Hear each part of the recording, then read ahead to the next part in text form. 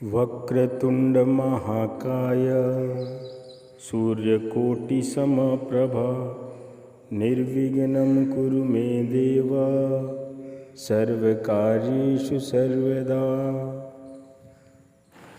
दोस्तों नमस्कार। ना मैं कोई ज्ञानी हूँ ना कोई साधु हूँ जो आप लोगों को प्रवचन दूंगा।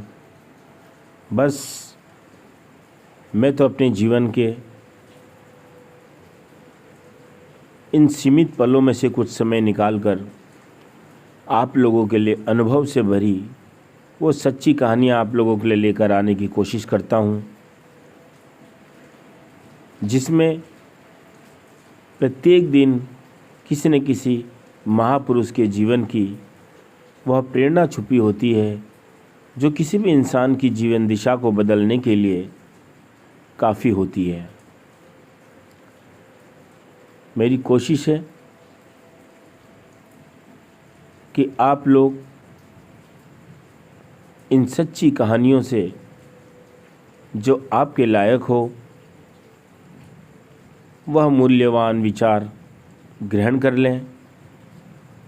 तो आइए शुरू करते हैं आज की एक और यह सच्ची कहानी। चलते हैं एक कदम उस महान जीवन दर्शन की तरफ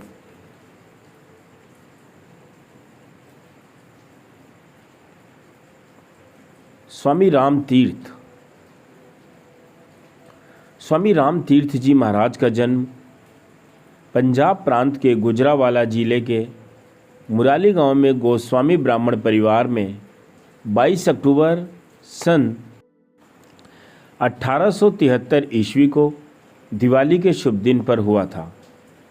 पौत्र की जन्म कुंडली देखकर इनके दादाजी पहले रोए और फिर खूब हंसे।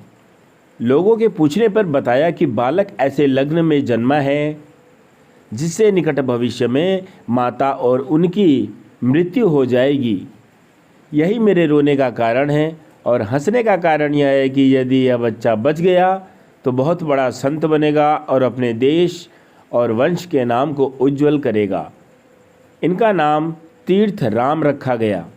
बालक अभी 2 मास का ही हुआ था कि माँ का स्वर्गवास हो गया। इसके पश्चात बालक के पालन पोषण बालक की बुआ ने किया। गांव की पढ़ाई समाप्त कर तीर्थ राम गुजरावाला आए और वहाँ भगत धन्ना राम की देख रेख में इनकी शिक्षा हुई। आर्थिक स्थिति शोचनीय थी। विद्यार्थी काल में आपको अनेकों संकटों का सामना करना पड़ा। प्रायः ऐसा होता कि भूख लगी है पर पास में पैसे नहीं हैं जो भोजन मिले। फिर भी बड़े मस्त रहते। पढ़ने लिखने में आपकी विलक्षण बुद्धि, अप्रतिम जो आपकी मेधा थी वह देखकर सब चकित रह जाते थे। बीए में प्रथम आने पर आपको 60 रुपये मासिक छात्रवृत्ति मिलने लगी। गणित में एमए करने पर उसी कॉलेज ने गणित के प्रोफेसर हो गए। आप पर श्री कृष्ण प्रेम का नशा छाने लगा। रावी किनारे प्रातः शाम घंटों प्रेम में लीन रहते। होश में आते तब हाँ कृष्ण कहकर रोने तड़पने लगते। छुट्टियों में मथुरा वृंदावन पहुँचते और श्री कृष्ण भक्ति के अमृत पीते। उपनिषद और वेदांत के अन्याय ग्रंथों के अनुशीलन का साथ साथ उत्तराखंड में जाकर एकांत सेवन का चस्का लगा। दृढ़ वैराग्य और अपार प्रेम गंगा और यमुना का अद्भुत मिलन। उस अलमस्ती का क्या कहना कि हे सूर्य हूँ मैं सूर्य हूँ, संसार रूपी बुढ़िया के नखरे टखरे और हाव भाव मुझे मुग्ध नहीं कर सकते। इतना ही नहीं, सन 1900 ईस्वी में नौकरी आदि छोड़कर आप वन को पधारे। तीर्थ राम अब राम स्वामी राम तीर्थ हो गए। राम बादशाह बन गया।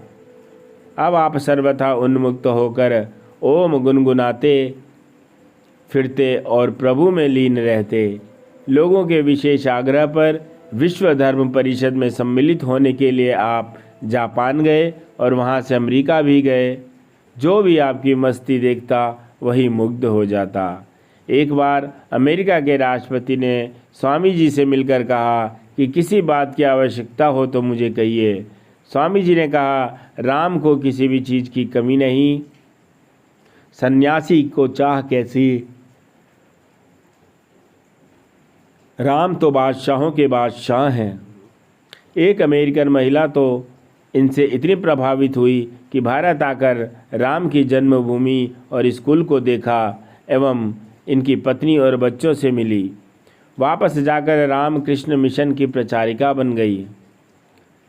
अमेरिकन भक्तों को न चाहते हुए भी जब स्वामी राम ने भारत आने का निश्चय किया तो अनेक संस्थानों ने इन्हें पार्टी दी, मानपत्र भेंट किए और पुनः आने की प्रार्थना की। सन 1905 ईस्वी में स्वामी जी स्वदेश लौट आए। सभी जगह इनका भव्य स्वागत हुआ।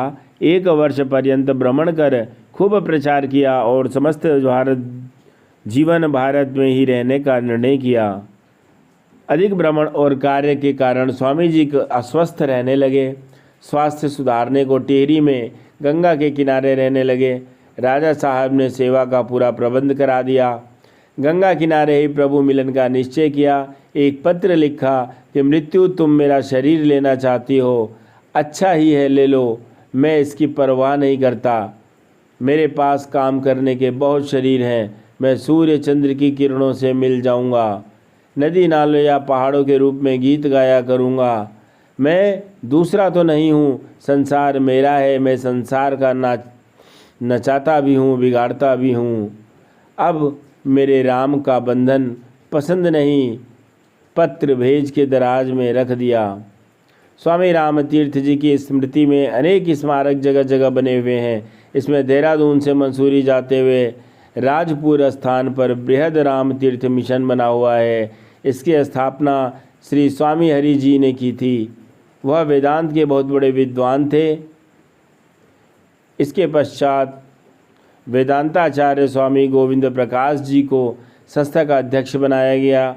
स्वामी जी ने इस संस्था का बहुत विस्तार किया और देहरादून में भी सत्संग हाल बनाया।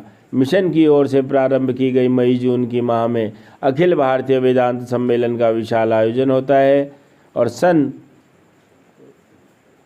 17 अक्टूबर सन 1906 ईस्वी में प्रातः राम बादशाह की मस्ती का कुछ और ही अंदाज था। ओम ओम की धुन लग रही थी। गंगा में डुबकी लगाने उतरे। गंगा प्रखर धारा में शरीर बह चला।